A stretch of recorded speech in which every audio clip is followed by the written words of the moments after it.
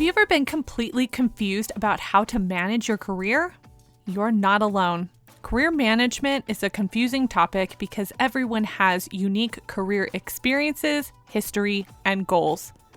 This season, we are helping you create a solid career management plan that we are calling Be Your Own Board: Strategies for Career Management.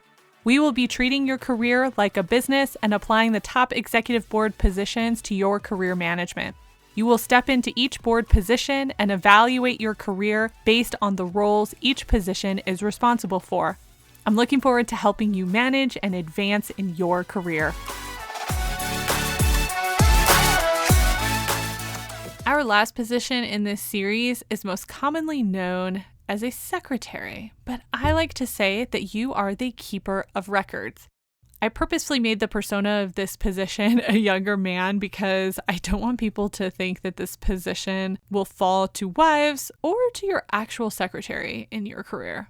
I know there are feelings out there about the word secretary, but honestly, it fits based on my description, and as I said, keeper of records is more accurate. The keeper of records is all about organizing and managing communications, records, and systems. Where the COO helps strategize and evaluate systems, the keeper of records is keeping it all together and accessible. What does this mean for your career? It means you need to stay organized and have a system to track everything. First up is establishing your SOPs. As much as possible, you need SOPs for your job and your career management.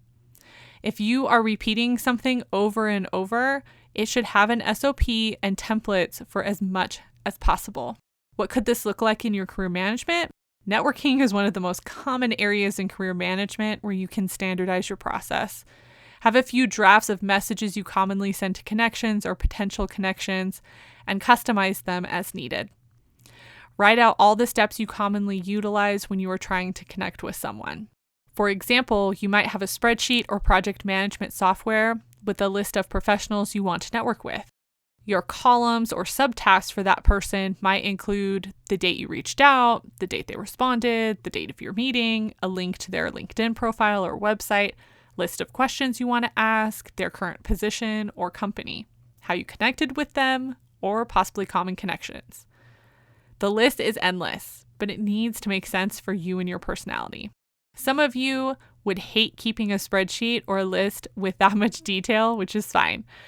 But then create a system that works for you. It could be a notebook with notes on the people.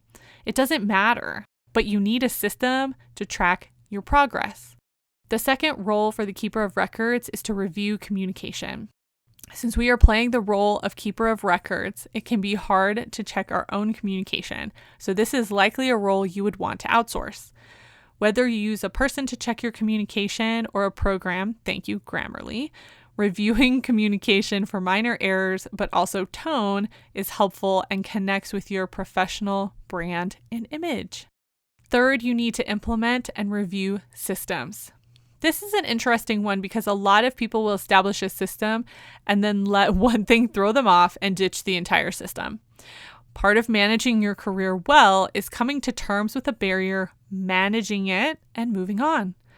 If part of your system isn't working, change it. Just because you learn a system from me or someone else doesn't mean it'll work for you 100%. Make the necessary changes and keep going. Finally, the keeper of records takes notes and manages records, obviously. One thing I would take advantage of in our new work from home video-based normal is recording meetings. You will need to get the permission of the person you are meeting with in advance, but when you can record your meetings, it helps with record keeping and notes because you have something to refer back to later. As a coach, I request to record all my sessions with clients, not just for my review, but for them. It allows them to go back to the video and hear themselves speak and review what we discussed. For those who are intimidated by organization and order, don't overthink it. It needs to work for you. I highly recommend finding your most organized friend or coworker and asking them to help you develop a system that works for you. It's all about trial and error, but avoidance isn't an option. If you aren't keeping track of your career management because it's overwhelming, That's a different barrier, and I would recommend enlisting a career coach to help you out. At the end of the day, this entire process is about awareness and growth. Who are we? How do we function?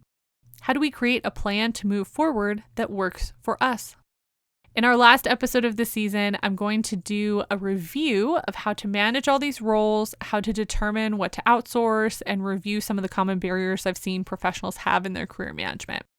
I will also answer some of your questions, so feel free to submit via social media or to our email, hello@ridethetidecollective.com. If you are interested in having a list of the positions and their roles, I recommend picking up the complimentary PDF that accompanies this season. It is a visual representation of what I'm discussing and will allow you to keep notes.